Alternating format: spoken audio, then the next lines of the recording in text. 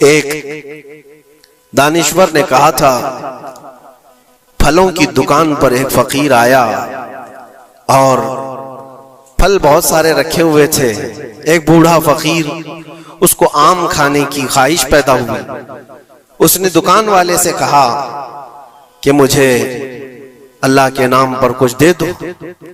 जाहिर सी बात है, जो छटे हुए आम थे, जो निकाले हुए थे, जिनके अंदर सड़न पैदा हो चुकी थी, वो साइड किया गया था, उसमें से निकाल करके उसने दे दिया फकीर को। आमतौर पर यही होता है, देने के लिए जो निकाला जाता है वो अलग होता है। वो लिया, थोड़ी देर के बाद उसके पास 10 दिरहम थे। वो फकीर आया और कहा 10 दिरहम है, इसके मुझे आम चाहिए, ये पैसों के अच्छे आम थे।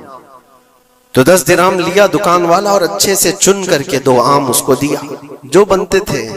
वो फकीर हाथ में दोनों आम लिया और फिर अल्लाह की बारगाह में दिखाकर कहा, ऐ अल्लाह, देख इस बंदे ने तुझे क्या दिया है और मुझे क्या दिया है। तेरे नाम पर मांगा था तो सड़ी हुई चीजें दिया, और मेरे पैसों से दिया है तो अच्छा माल दिया। क्या ये आमतौर पर नहीं होता हमारे यहाँ? खाना अगर बच जाए तो उसे तक बांटने में दे दिया जाए। उस वक्त मदरसे के बच्चे याद आते हैं। वलीमे में, शादी में, मंगनी की रस्म में खाना देगों बनाया जाता और बच जाए तो सोचते हैं किसी मदरसे में गरीब तलबा को दे दिया जाए, या फकीरों और मिस्कीनों को खुरचन देने के लिए हम खड़े रहते हैं कि बच गया है, खराब हो जाएगा, इससे अच्छा है कि गरीब लोग खा लेंगे। ऐसा क्यों नहीं होता कि जब देग पक कर तैयार हो जाए तो उसका ऊपर वाला पहला खाना फुकरा को दे दिया जाए, क्योंकि वह अल्लाह के नाम पर दिया जा रहा है। हमारे अपने खाने से पहले गुरबा और मसाकीन का ख्याल कर लिया जाए।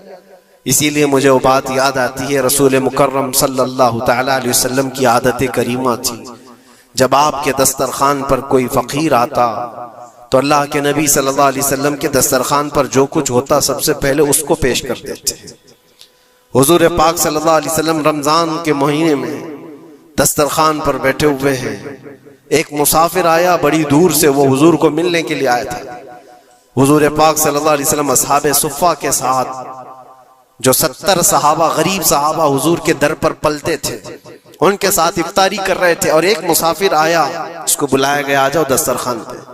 70 लोगों के बीच में दूध का एक प्याला था बस इफ्तारी के लिए, और वो जो मुसाफिर आया उसको बिठाया गया, बड़ा भूखा था। उससे कहा गया, लो आप तनाउल करो, आप दूध पी लो। उसने उठाया, किसी का ख्याल ही नहीं किया पूरा। अस्सलामुअलैकुम वरहमतुल्लाहि वबरकातुहू। हमें उम्मीद है आप भी खैरो आफियत से होंगे। मेरे प्यारे अजीज दोस्तों, अगर आपने वीडियो को प्ले कर ही दिए हैं ना, तो मुफ्ती सलमान अजरी साहब के जुबान से बयानात को समात करके जाइएगा। अगर आपके घर में भी यह चीजें नजर आएगी ना, तो आपके घर में बहुत ही बड़ी परेशानी आने वाली है, बहुत ही बड़ी मुसीबत आएगी। आपको मालूम नहीं होता है कि हमारे घर में किस वजह से गरीबी आई है। इसकी वजह क्या है? हमारे कारोबारों में बरकत नहीं हो रही है। मैं दिनों दिन गरीब होते जा रहा हूं और आप मालदार होना चाहते हैं।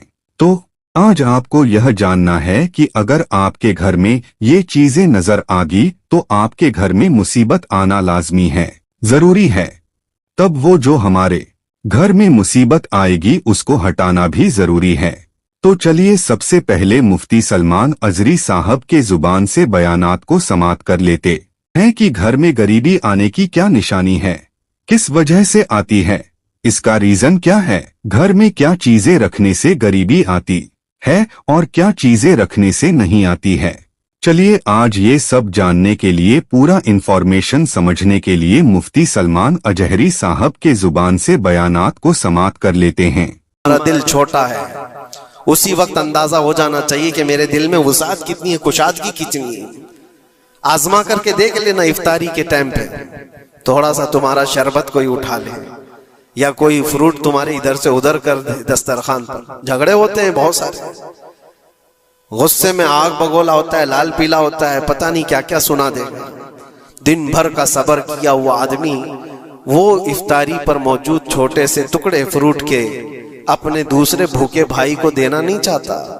लेकिन यही चीज मैं आपको बताता हूं, खा करके जब शिकम सैर हो जाए, पेट भर जाए, मस्जिदों में इफ्तार के बाद हमने देखा है ढेरों फ्रूट के टुकड़े पड़े हुए रहते हैं।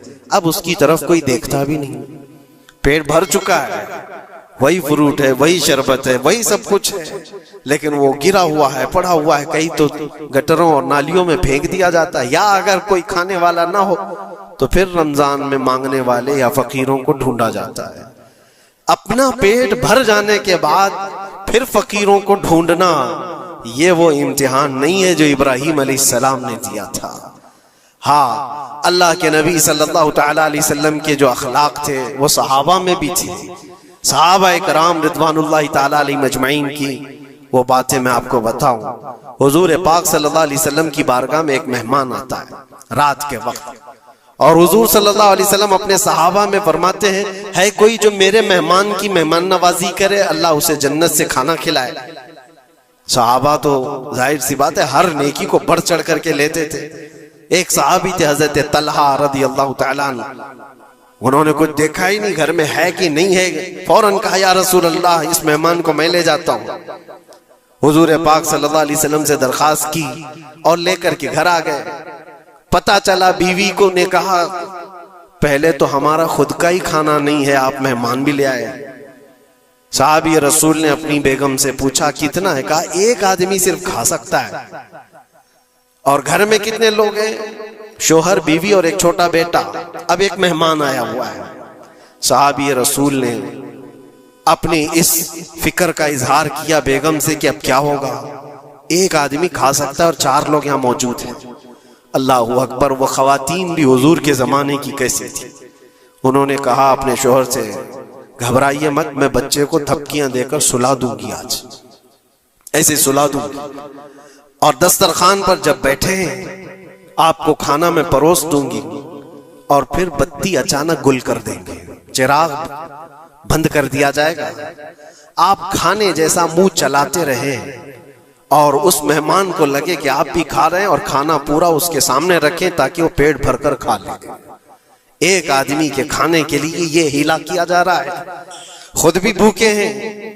ऐसे ही हुआ, दस्तरखान बिछा और सहाबी रसूल ने खाने का बर्तन उनके सामने पेश किया और अचानक चिराग को बुझा दिया गया, अंधेरा है। उन्होंने अफसोस का इजहार किया, कहा इत्तेफाक है चिराग गुल हो गया, आप खा लीजिए, हम भी खा रहे हैं। और सारा खाना उस मेहमान के सामने रखा। मेहमान को ये लगता रहा कि ये लोग भी खा रहे हैं, और पूरा खाना वो पेट भरकर खा लिया, शिकम सैर हो गया। और उसके बाद बर्तन उठा दिया गया। वो सहाबी रसूल हजरत तलहा भी भूखे सोए, उनकी बीवी भी भूखी सोई, उनका बेटा भी भूखा सोया, सिर्फ एक मेहमान की मेहमान नवाजी के लिए अपनी अजीज चीज, अपनी पसंदीदा चीज कुर्बान अल्लाह के नाम पर। लेकिन मेरे अजीजों, वाकया सिर्फ इतना ही नहीं है। सुबह होती है, हुजूर पाक सल्लल्लाहु अलैहि वसल्लम सहाबा से कहते हैं तलहा कहाँ है। हजरत तलहा उस मेहमान के साथ आए, हुजूर देखकर मुस्कुराने लगे, तलहा तुम्हारी मेहमान नवाजी की तारीफ जन्नत में फरिश्तों के दरमियान हो रही है। अल्लाह तबारक व तआला तुम्हारी मेहमान नवाजी की तारीफ फरमा रहा है। जिब्राइल आए थे और मुझे बता गए कि आपके एक सहाबी ने अल्लाह के नाम पर अपना सब कुछ उस मेहमान को खिलाया है। ये है जिसको ईसार कहते हैं, इसको कहते हैं ये कुर्बानी। पेट खाली हो और दूसरे का ख्याल हो। पेट भर जाने के बाद तो फिर वो वेस्टेज देने की बात